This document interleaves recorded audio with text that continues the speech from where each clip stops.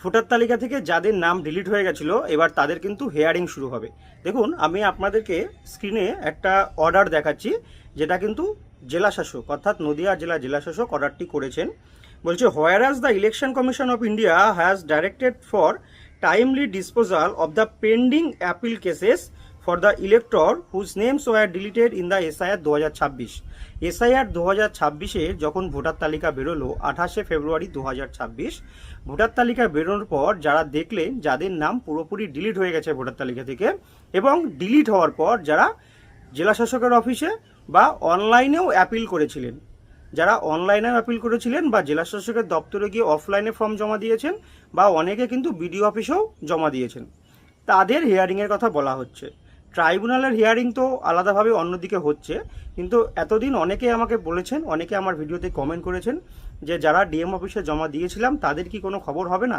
তো আমিও ভেবেছিলাম যে তাদের হয়তো আর কিছুই হবে না, কিন্তু অবশেষে কিন্তু এই অর্ডার করেছে নদিয়া জেলাশাসক। অর্ডারের ডেটটা দেখুন, 30/3/2026।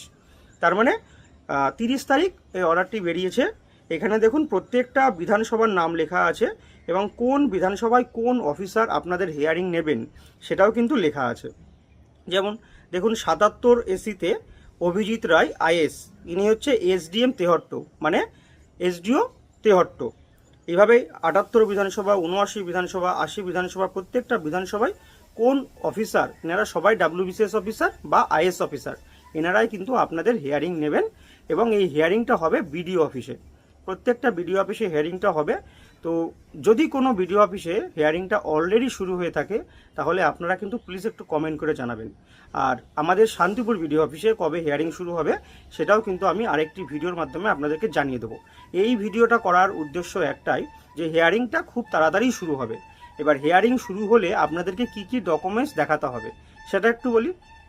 যখন হিয়ারিং আপনাদের শুরু হবে তখন কিন্তু আপনারা কি করবেন, আপনাদের যে কাগজপত্রগুলো আছে সেই কাগজপত্রগুলো আপনাদেরকে রেডি করতে হবে। প্রথমত কি করবেন, সবার প্রথমে যেটা লাগবে সেটা হচ্ছে আপনাদের যে নোটিশ, হিয়ারিংয়ের নোটিশ। কারণ যখন আমরা অনলাইনে অ্যাপিল করেছিলাম তখন কিন্তু আমরা দেখেছি যে হিয়ারিংয়ের নোটিশটা দিয়েই কিন্তু, নোটিশের যে রেফারেন্স নাম্বার, সেই রেফারেন্স নাম্বারটা দিয়েই কিন্তু আমাদেরকে অ্যাপিল করতে হয়েছিল অনলাইনে।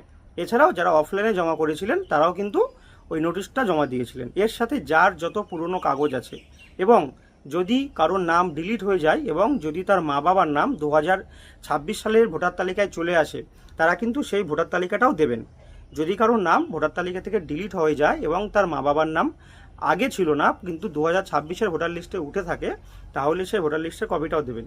এছাড়াও আপনাদের Aadhaar card, voter card, ration card, ব্যাংকের বই, বাড়ির জমির দলিল, তারপরে প্রথমে যেটা বললাম এনুমারেশন ফর্ম, তারপরে নোটিশের কপি, এগুলো সমস্ত কিছু দেবেন। এছাড়াও যদি কেউ সিএতে আবেদন করে থাকেন সেই সিএর যে সার্টিফিকেট বা অ্যাপ্লিকেশন করে থাকলে অ্যাপ্লিকেশন কপি, এইগুলো কিন্তু আপনাদেরকে হিয়ারিংয়ে আনতে হবে।